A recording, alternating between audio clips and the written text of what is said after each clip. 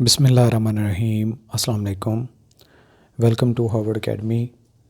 Run and Martin English course में आपको welcome कहते हैं। आज का लेक्चर हमारा 24 है और इसमें हमने कुछ बेसिक चीज़ें पढ़नी हैं, जैसा कि प्रोनाउन का हमारा टॉपिक चल रहा है। पार्ट्स ऑफ स्पीच में नाउन के बाद प्रोनाउन आता है। तो प्रोनाउन में जो यानी कि नाम की बजाय हम कोई इशारे इस्तेमाल करते हैं या फिर कुछ ऐसे वर्ड्स इस्तेमाल करते हैं जो उस नाउन की तरफ इशारा करते हैं, यानी कि जो पहले लिया गया नाम हो स्पेसिफ़िकली उसी की तरफ वो इशारा करता है। और सम टाइम जो हमारे पास नाउन होता है वो गुमनाम भी हो सकता है। तो उसके लिए हमारे पास जो प्रोनाउंस मौजूद होते हैं या जो वर्ड्स मौजूद होते हैं उनको अगर हम फर्दर कैटेगराइज करें, प्रोनाउन यहाँ पे ये फोकस आपने रखना है। अगर आपको प्रोनाउन की डेफिनेशन याद नहीं तो प्रोनाउन की पहले डेफिनेशन देखें, समझें इसको। हमने इसको डिटेल में पहले कवर कर चुके हुए हैं। तो आज हमने देखना है डिमॉन्स्ट्रेटिव प्रोनाउंस कौन से होते हैं, इनडेफिनिट प्रोनाउंस कौन से होते हैं, और डिस्ट्रीब्यूटिव प्रोनाउंस आने वाले लेक्चर में हम कवर करेंगे। आज के लेक्चर में ये दो डिमॉन्स्ट्रेटिव और इनडेफिनिट के बारे में हम बात करेंगे। अच्छा, डिटेल में जाने से पहले आपको थोड़ा सा यहाँ पे आइडिया हो जाना चाहिए कि डिमॉन्स्ट्रेटिव में अगर हम यहाँ पे खड़े हैं, एज्यूम करते हैं, और कुछ चीज़ें बंदे के पास होती हैं और कुछ दूर होती हैं, और जो करीब होती हैं उनकी तरफ इशारा करने के लिए दिस दैट दिस दीज का इशारा होता है। यानी कि अगर एक है तो दिस होगा, अगर ज़्यादा हैं तो दीज का वर्ड हम यूज़ करेंगे, और अगर कोई चीज़ दूर है तो उसको हम दैट कहते हैं, और अगर वो ज़्यादा हो जाए तो हम दोज कहते हैं। तो यानी कि ये डिमॉन्स्ट्रेटिव इसको हम कहते हैं। इनडेफिनेट का मतलब होता है एक चीज़ यहाँ पे आप मौजूद हैं और आपको पता है कि ये स्पेसिफ़िकली ये चीज़ इसकी वजह से हुई है, तो ये तो डेफिनेट हो गया। अब जब आपको किसी चीज़ के वाक़े होने का तो पता है, लेकिन ये नहीं पता कि ये किसकी वजह से हुआ, यानी कि हमारे पास नाउन्स का हमें एग्जैक्ट आइडिया नहीं है, तो उसको हम इनडेफिनेट कहते हैं। डेफिनेट का मतलब होता है जो विद इन रेंज हो, यानी कि जैसा कि 0 है, 1 है, 2 है। तो इनडेफिनेट कब होता है? जब हम कहें कि 1.1 1.1111 इस तरीके से करते जाएँ और सो ऑन, हम मतलब उसकी कोई लिमिट नहीं होती, इनडेफिनेट होता है, ये चलता ही रहता है। तो इन दोनों चीज़ों को आपने समझना है, यानी कि एक जो करीब चीज़ें होते हैं हम उनकी तरफ इशारा करते हैं, और एक दूर चीज़ें होती हैं वो डिमॉन्स्ट्रेटिव प्रोनाउंस में आती हैं, और दूसरी जो कैटेगरी है वो इनडेफिनेट प्रोनाउंस होते हैं।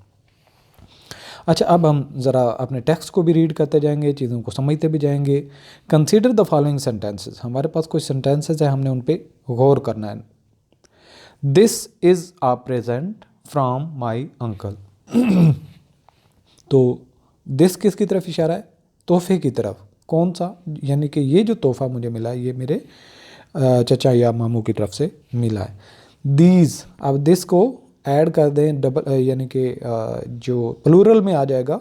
दीज आर मेयरली एक्सक्यूजेस, कि ये सिर्फ़ और सिर्फ बहाने हैं, यानी कि एक बहाना नहीं बल्कि ज़्यादा हैं, एक्सक्यूजेज हैं। यहाँ पे प्रेजेंट एक था तो दिस का इस्तेमाल हुआ। अब यहाँ पे दीज आर मेयरली एक्सक्यूजेज, अगर ये होता सिर्फ एक्सक्यूज तो फिर होता दिस इज़ मेयरली एक्सक्यूज। ठीक है, तो जमा के साथ आपने एक्सक्यूजेज आ गया। अच्छा, बोथ कार्स आर गुड, यहाँ पे बोथ का वर्ड यूज़ हुआ है। But this is better than that, यहाँ पे Bombay mangoes are better than those of Bangalore. ठीक है, यहाँ पे फुल स्टॉप होना चाहिए। ठीक है, both cars are good but this is better than that. अब अगला सेंटेंस शुरू हो जाता है, Bombay mangoes are better than those of Bangalore. Next sentence है, make haste that is good boy. तो दैट इज़ यानी कि वो लड़के की तरफ इशारा है। Here that one who makes haste, यानी कि वो जो जल्दी में काम करता है या तेज़ी से काम को निपटाता है वो अच्छा लड़का है। नेक्स्ट सेंटेंस है, there is no period in ancient Indian history so glorious as that of the Guptas. यहाँ पे दैट का मतलब है कि गुप्ता के दौर की तरफ इशारा किया जा रहा है, लेकिन यहाँ पे एज द गुप्ताज नहीं आपने यूज़ करना, that of the Gupta use हुआ है, तो एज द गुप्ता नहीं है, यानी कि गुप्ता की तरफ स्पेसिफिक हो जाएगा गुप्ता खुद, लेकिन यहाँ पे दौर की बात हो रही है तो यहाँ पे दैट ऑफ द गुप्ता, और कोई इसमें कोई बड़ा इशारा यहाँ पे नहीं, थोड़ा सा एक हिंट दिया है। My views are quite in accordance with those of the university commission, those of the university commission, तो ये दूर की तरफ, ज़्यादा की तरफ। I may have offended but such was not my intention, तो यहाँ पे सच जो है, such was not my intention, लेकिन ऐसा करना मेरा इरादा नहीं था।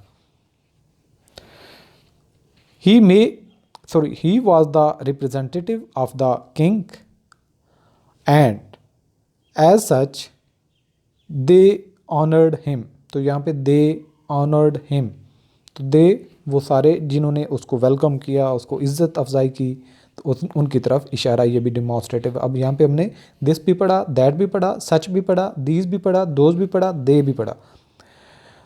The stranger is welcomed as such, तो यहाँ पे सच अगेन इस्तेमाल हुआ है। That is the red fort, वो लाल किला है। It will be noticed that the pronouns in italic, यहाँ पे हम तो इसको इटैलिक में देखा है नहीं देखा है, तो are use to point out the objects to which they refer, कि किसकी तरफ इशारा किया जा रहा है, उनको जाहिर करने के लिए हमने जो वर्ड्स सीखे हैं, बताए हैं। And are therefore called demonstrative pronoun, तो हम इनको डिमॉन्स्ट्रेटिव प्रोनाउंस कहते हैं। नेक्स्ट हमारा जो इम्पॉर्टेंट पॉइंट है, this, that, etcetera are demonstrative adjective when they are used with nouns. यहाँ पे हमने पहले क्या कहा, दिस और दैट क्या है, हमारे पास demonstrative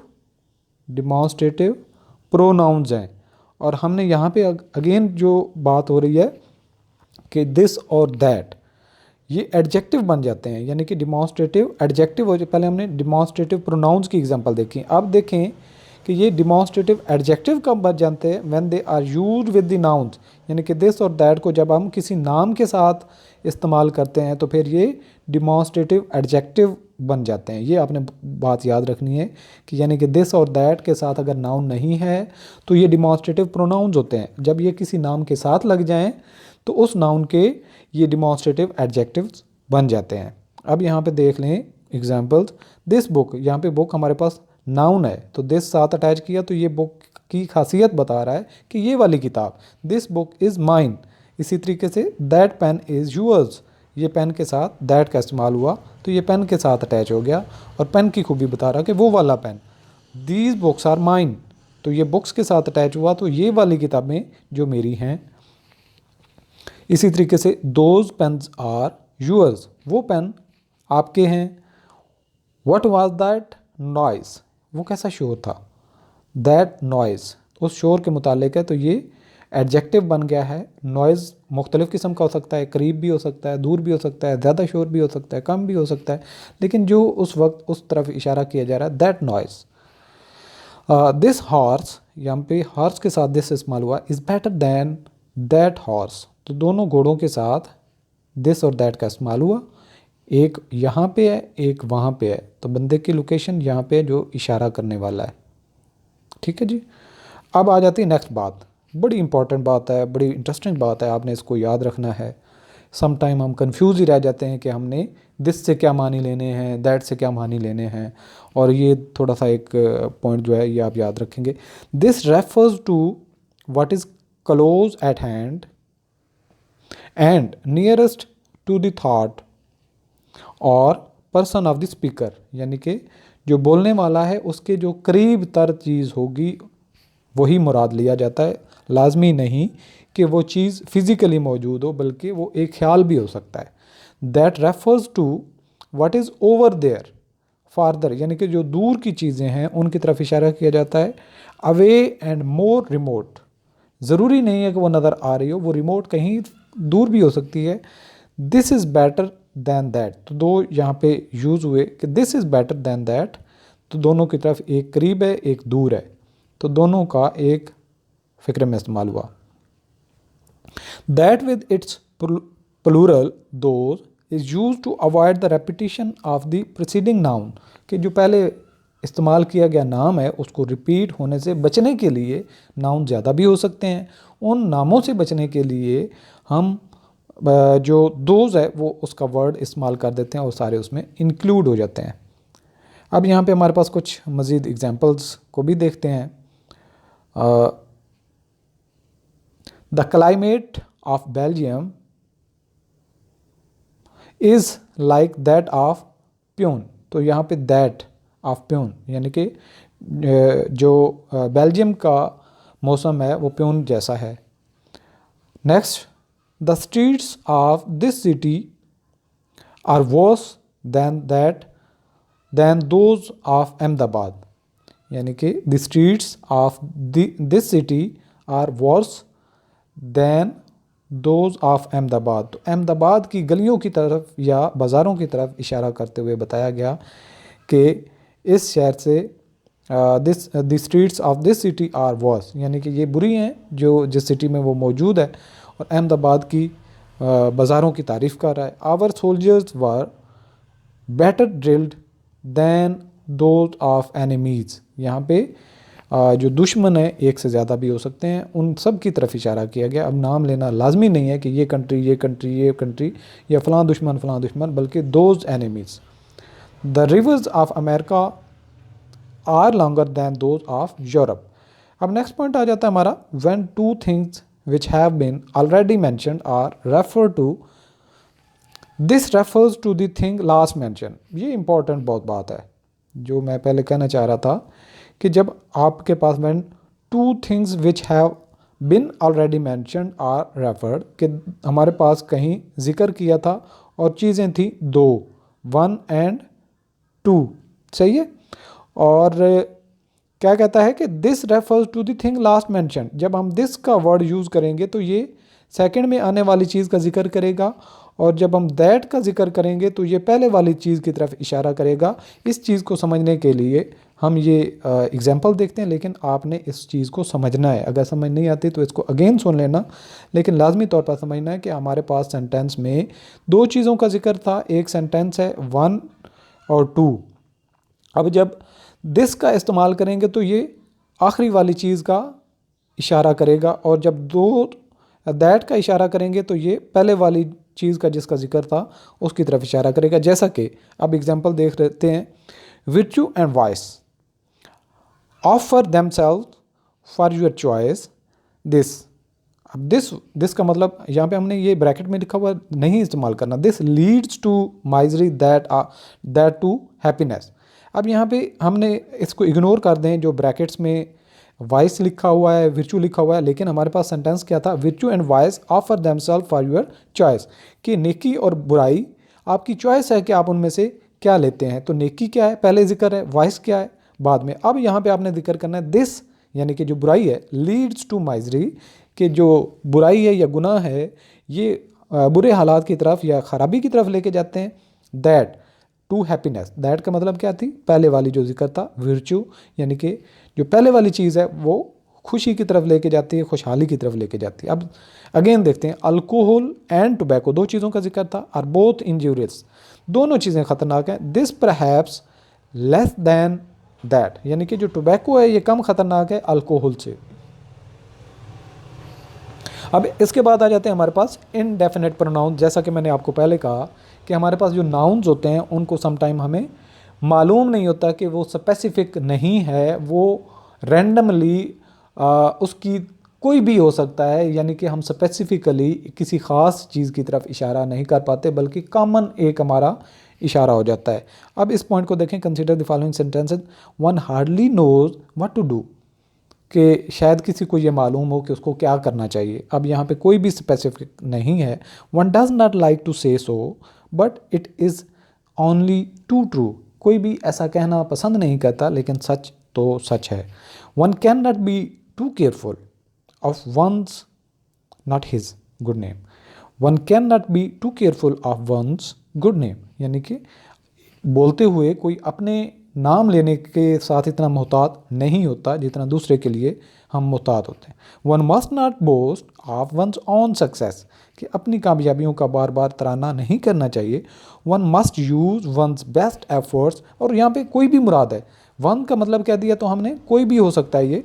one must use one's best efforts if one wishes to succeed, कि एक को अपनी, कोई भी है उसको अपनी अगर कामयाबी चाहिए, अपनी वो चाहता है कि वो बेहतरीन करे, तो अपनी ख्वाहिशात को पूरा करे या वो कामयाब हो, तो उसको लाजमी तौर पर एफर्ट करनी चाहिए। One must not praise one self, अपनी तारीफ खुद नहीं करनी चाहिए। ये किसी पे भी अप्लाई होता है।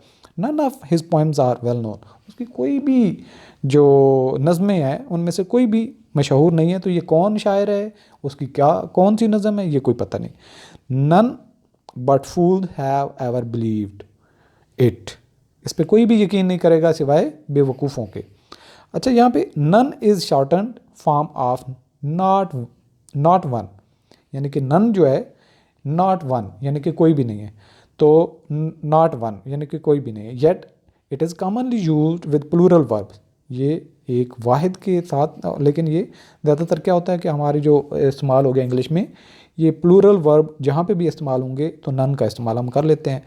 अब देखते हैं, दे से ही हैज़ लॉस्ट हैवीली।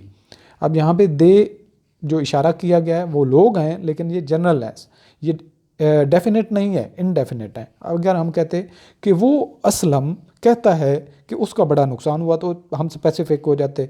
अब यहाँ पे दे कोई पता नहीं है उनमें कौन कौन से लोग शामिल हैं। Second, they say that one of the local banks has stop payment. Again they जो है इनडेफिनेट है, सॉरी यहाँ पे जो हमने कहा था इनडेफिनेट, डेफिनेटली जो ये इनडेफिनेट में आ जाते हैं दे, क्योंकि ये भी स्पेसिफिक पर्सन की तरफ इशारा नहीं कर रहा है। अब मज़ीद देख लेते हैं कि और कौन से हैं indefinite pronouns. All were drowned, जितने भी थे सब डूब गए। Some are born great, some are born great. अब सम का वो हमें नहीं पता वे कौन से हैं। सम से ही इज़ शार्पर, कुछ कहते हैं कि वो तेज़ है। सम से ही इज़ शार्पर, तो यहाँ पे हमें नहीं पता कि वो कहने वाला कौन है, इनडेफिनिट है। समबॉडी भी इनडेफिनिट है। Has stolen my watch, nobody यहाँ पे ये भी इनडेफिनिट है।